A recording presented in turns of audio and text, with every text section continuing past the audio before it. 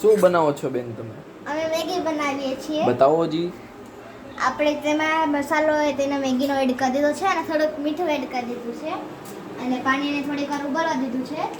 હવે આપણે થોડો ગેસ ફાસ્ટ કરી નાખશું અને મેગીને થોડો ક્રશ કરી એકદમ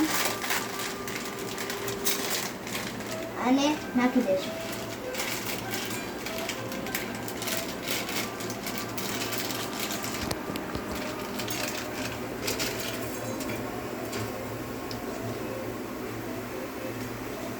હવે આપણે થોડીક વાર મેગીને હલાવશું.